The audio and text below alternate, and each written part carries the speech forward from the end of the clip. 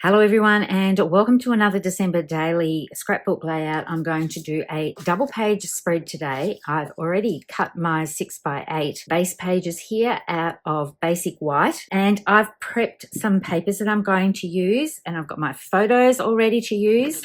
But the main aim of this video today is to give you some flip-flap 101 techniques that I find make it easier for adhering flip-flaps and how to use them as well. I had quite a few questions from the recent video that I posted. I'll link that video below, but I'm going to go through everything on this video today as to how I adhere my flip-flaps, how I place my photos on my page and how I place my flip-flap on my page, how I cut my memory protector, because I am one of those that cuts my memory protector so that the flip-flap feeds through from the base page. I love the way it sits when it does that, especially if you're using multiple flip-flaps. So I'm going to go through the whole procedure of how I use flip-flaps, and I hope that answers some of your questions. I've actually created a playlist just for flip-flaps. I went through some of my videos and added some of them in there. Not all of them go through how I cut the memory protectors. It will hopefully give you some ideas on how you can use them on your layouts, especially when you're using multiple flip-flaps. If you want to use them in a concertina fashion,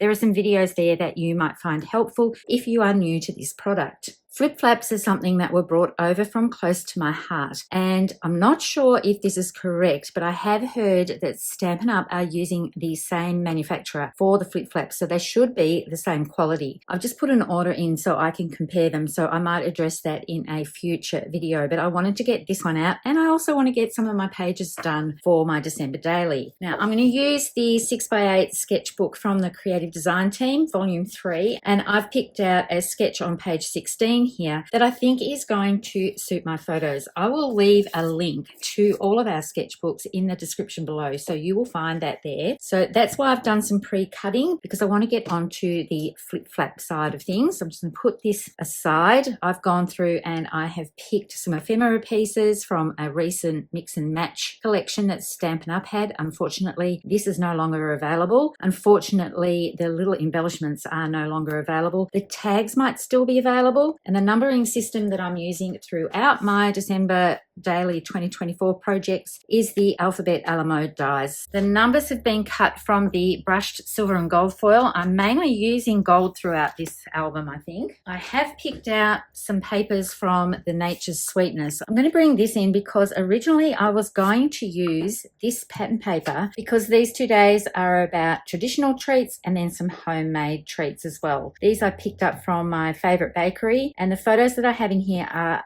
for some home-baked items. And I've also brought in the Regal Distress patterns. I believe all of these pattern papers are still available to purchase. So I'm just going to put my two 6x8s just next to each other. And I picked this pattern from the Nature's Sweetness, and I love the script on here, and I was going to put this one with it as well. I'll go through my process in just a moment. And I was thinking it would be nice to have some reds in here. So, and this is what I was thinking of doing, but then when I brought my photos in, it's not quite the right brown that I'm looking for. I think it's a little bit too heavy with all of these patterns going on. So I actually took the brown away and decided that I would just go for the classic red, white and gold. So I'm thinking I'm going to lay the pieces out like this, and I do need to cut these to size, but I did just want to show you the difference when I take away that brown paper. I do love it, but I just think it might be a little bit too heavy for having so many patterns on a page. So I'm thinking this gives a much fresher look, and I like this better. Of course, it's all personal taste. You can do whatever you like. So I'm going to cut all of these pieces, and then I'll be back to show you how I adhere my flip-flaps, because I'm going to have multiple photos for this baking treat, and I've got another photo for this one, plus this is where I'm going to hide my text. So I have all of my strips of paper down, and the easiest way to do this when you're working with a layout that's like this is to start in the middle and then do the top and the bottom, and then it's easy to apply the ones in between and get the space in between them pretty much even, rather than starting from the top and working your way down. The photo on the left side is not going to have a flip-flap on it. I only have the one photo, but I am going to use this to hide my little tag here. Now, 6x8 memory protector, the ones that I am using, and they're ones that I have from close to my heart. The opening is on the side, but I will have to cut my page protector so that I can get this out to be able to read the journaling that I'm going to put on here. And I do that exactly the same way that I do my flip flaps. So I do have to remember when I adhere this to just put adhesive around the outside edges, not the top edge here. And then I'm going to measure where this is, and I'm going to put a little pencil line here because I need to put a stopper so that my tag doesn't float all the way to the bottom. So I'll need to put a strip along here. I can either use cardstock to build this up, or I can use foam tape. But I do need something at the base of this tag so that it doesn't fall to the bottom. Now on the right side, I have 3 photos for the top. This was some pretzel crack that one of my customers brought along to a workshop that we had, and it was delicious. My only thing is that I needed to buy the mini pretzels, not the larger pretzels, but they didn't have them in stock. So I tried it with this and it was still delicious, but it needed the mini pretzels. And this is the start of the process, and I only had dark brown sugar, so the caramel part of this is a dark caramel, but it was still delicious. And then here is the end result, but I think it needed a few more pretzels in there, so I'm definitely going to be making this again. And I'm thinking I might slip the recipe onto this page as well. That might be on a little tag that I pull out from the side, because I have a flip flap for here, and then I have these 3 photos. So this one will be adhered to the base of the page, and then this I need to put onto my photo here. Now the thing that you've got to remember with a flip flap is the orientation of your photos. This one is up that way, and then the flip flap goes on. I am putting it at the top of this page, so it will go up like that. So I have to make sure that my photo that I adhere here is going to be in the right orientation. These photos, it's a little bit harder to tell what the right orientation is, but if you're working with photos of people, you really do want to make sure that you get the orientation right, because you don't want them to be upside down and have to peel everything off and start again.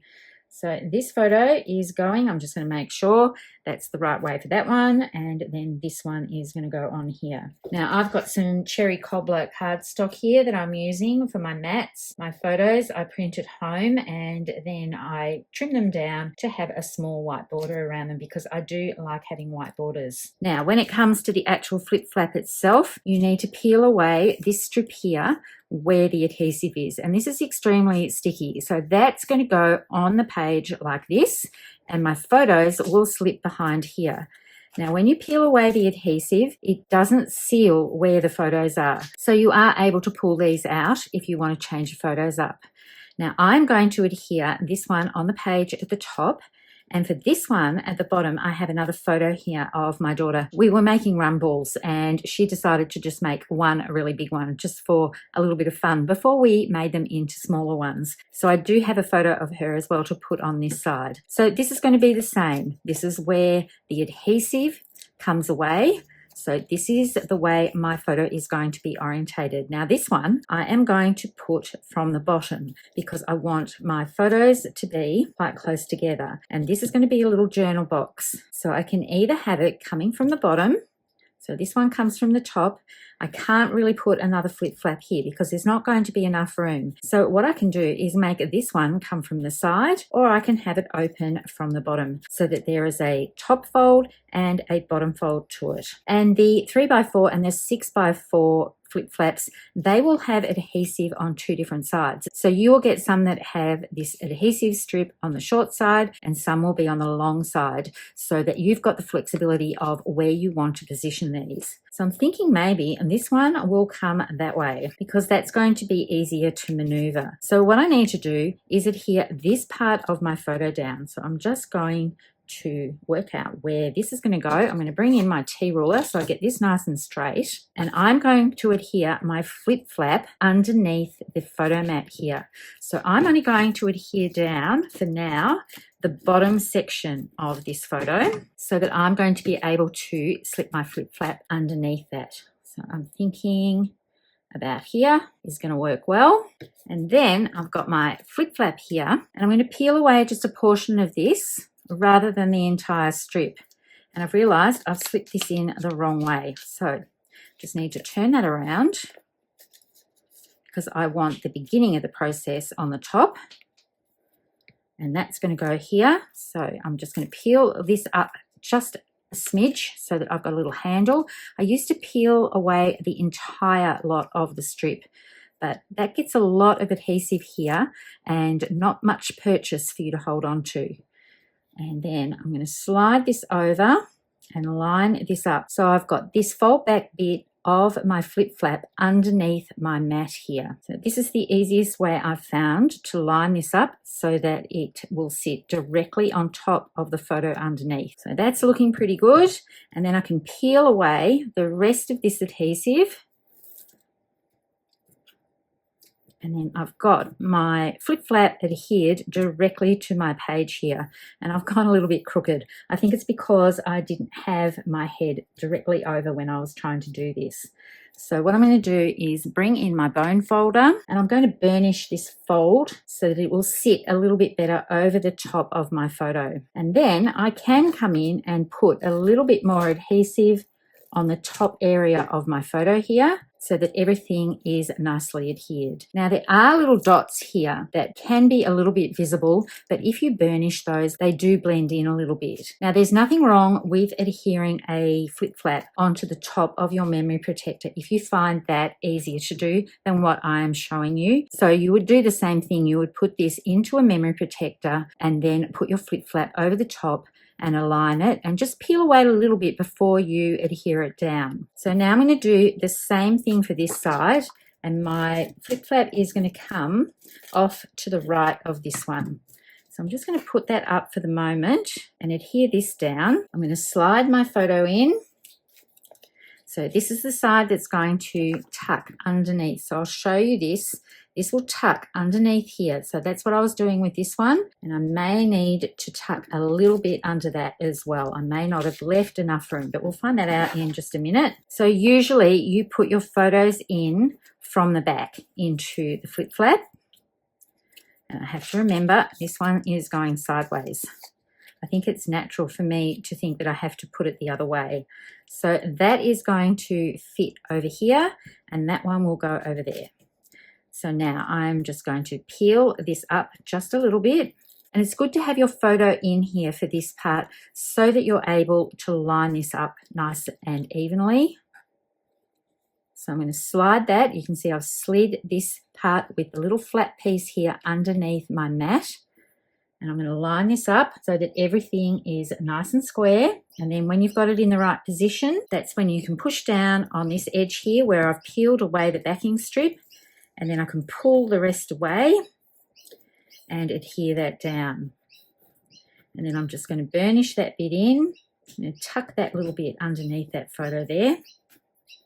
And then I'm going to bring in my bone folder just to burnish that a little bit. So I've got a nice little interactive piece here ready to slide into my memory protector and feed through. Now, if you've watched any of my flip flap videos, you know I quite like putting little handles on things so people know where they can lift it up from. So this one, I might put a little star here. I've got some cookie elements over on this side, but I'm just wondering if I will put those all on here or if I'll just do another one on this side here. I'm thinking I quite like how this is looking. I love these little ephemera pieces. And then I've got a little tag to put on this side for my date.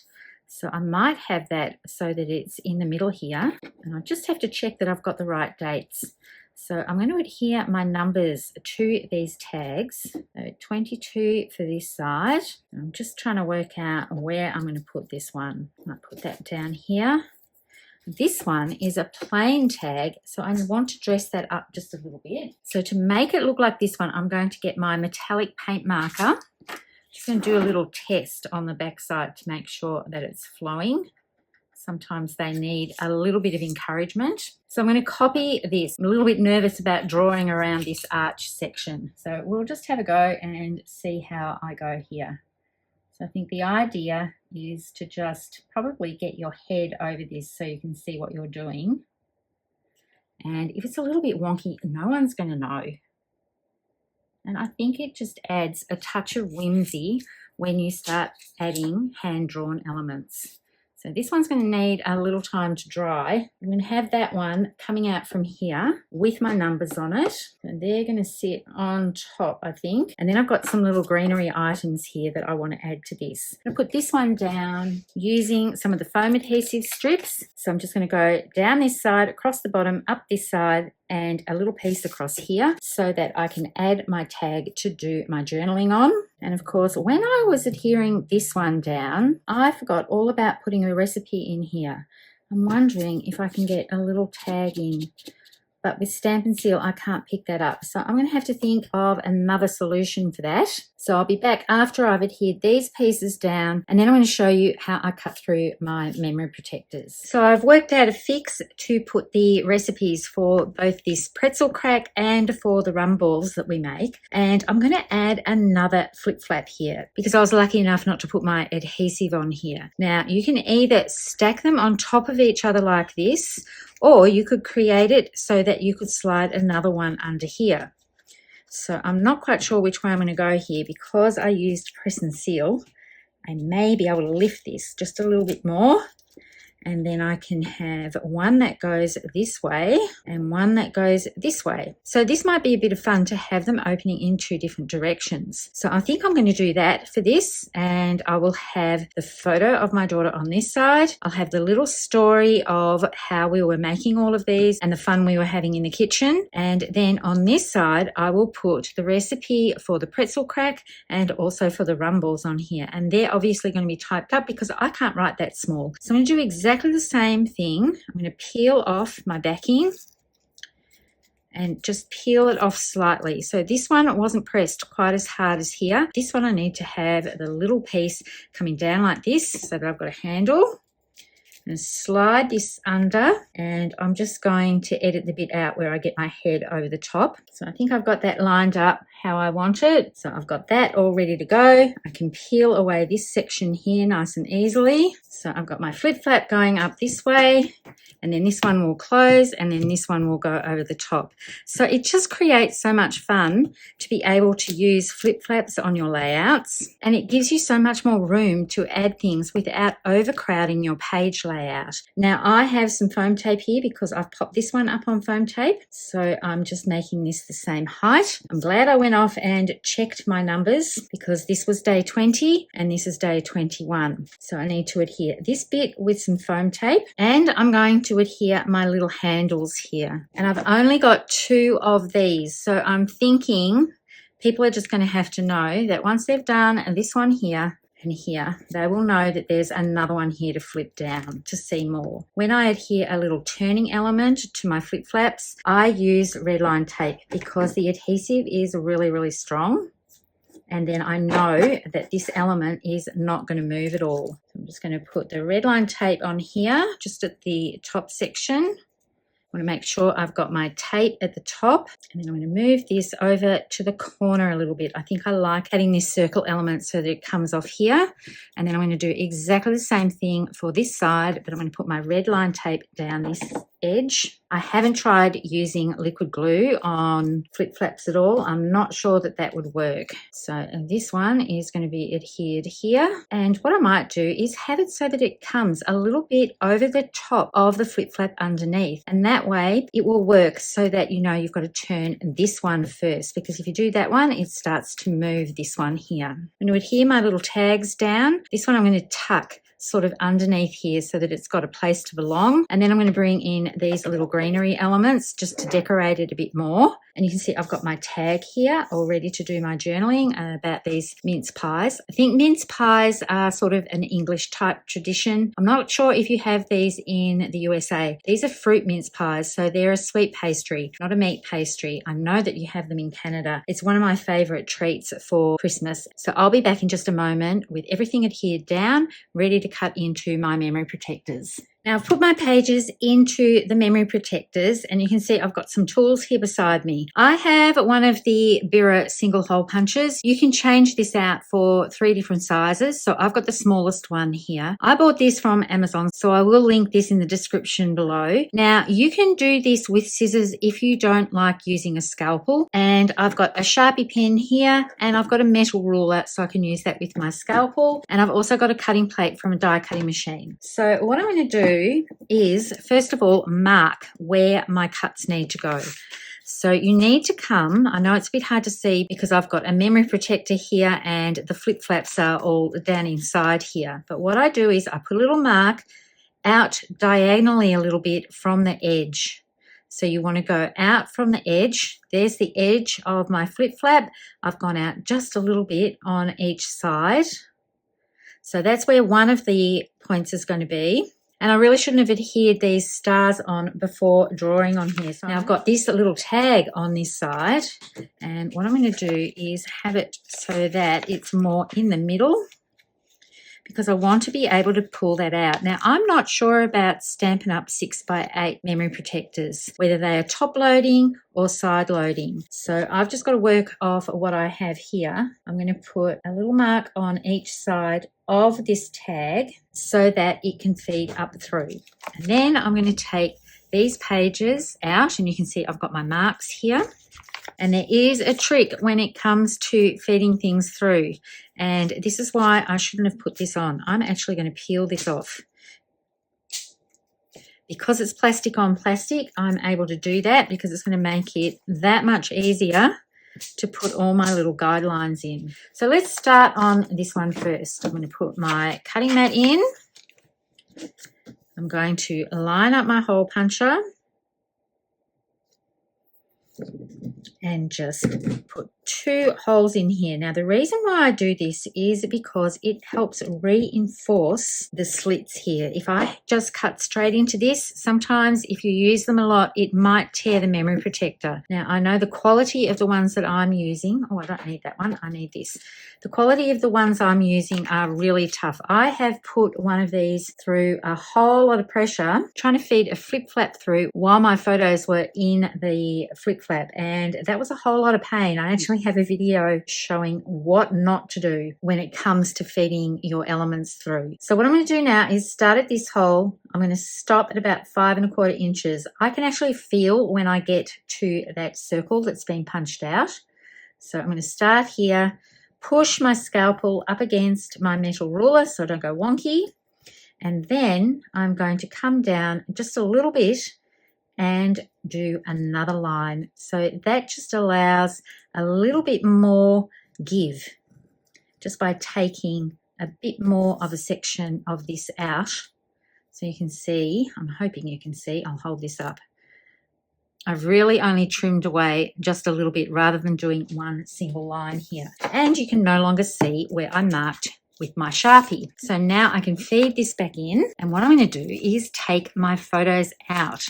And if you're having trouble feeding your flip flaps through, take your photos out so that this is way more flexible than having some cardstock if you've matted it and trying to feed that through. Trust me, I don't know what I was thinking that day when I tried to feed my flip flap through, especially when you're going against where the opening of your memory protector is. So you can see how easy it is to bend that back so that you can bring your flip flap through, and then I can put my photo in here because, as I said earlier, the adhesive doesn't seal this part up. So now I can slide that in and it's all ready to go, and I can put my little star back on there once I've done my other cuts. And I love the way this will stay in place rather than adhering them on top of the memory protectors. That's why I prefer doing it this way. So now what I need to do is mark a little hole here and here and here. Because remember, this is like a two-way one. So I'm going to cut a slit from here to here and across here as well. I'm hoping this is going to work because I actually haven't tried that before. So I'm going to take this photo out, feed my flip flap back through. Sometimes when I'm recording a video, I think, oh, I'm just going to try this. So we'll just see if this works. This could be another what not to do with flip flaps. So I'm going to punch a hole here and here.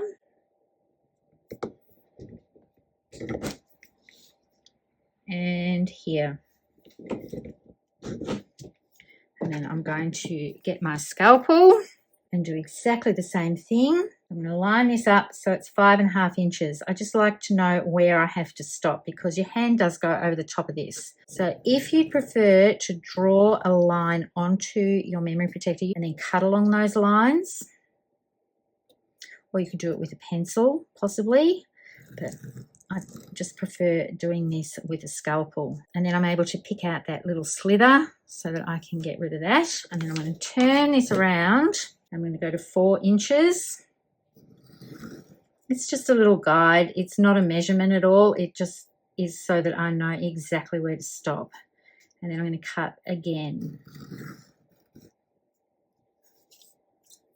So if you don't like using a scalpel type knife, you can definitely use your scissors for this. So here we go, the moment of truth. Let's feed this back in.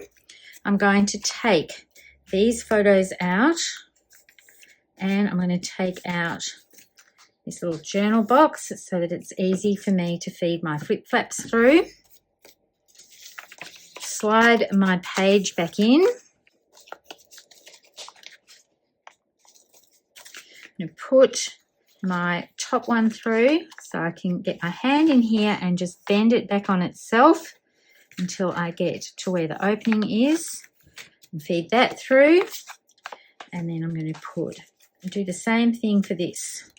So I need to get the top one, bend it back so that it will go through this opening here, and get the bottom one and bend it back so that it goes through the bottom section here. And it looks like it's all worked perfectly. I'm so happy about this because I did set out to make this a Flip Flap 101 type video, and I was a bit worried that I was going to do a big major fail on camera for you all. So now I've got this one to feed back in here for my recipes. I've got my photo to feed back in on this side. So if you're doing something like this, just make sure to take your photos and whatever cardstock you've got out of the memory protector. You can peel these off and put them back on my page. Now this one was going over a little bit. So that flips up like that. And this one is coming down in this corner. So I just need to push that back down again.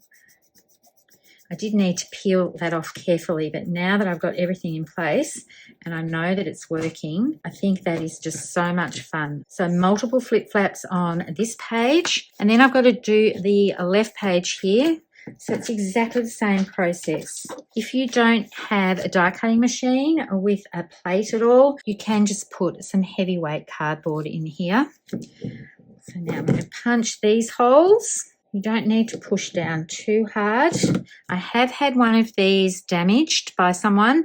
Just by pushing it down too hard, it just sort of collapsed in and of itself. So you don't need to push too hard on these. I'm going to line this one up with a measurement on my ruler. So I'm just going to go to that 4-inch mark again.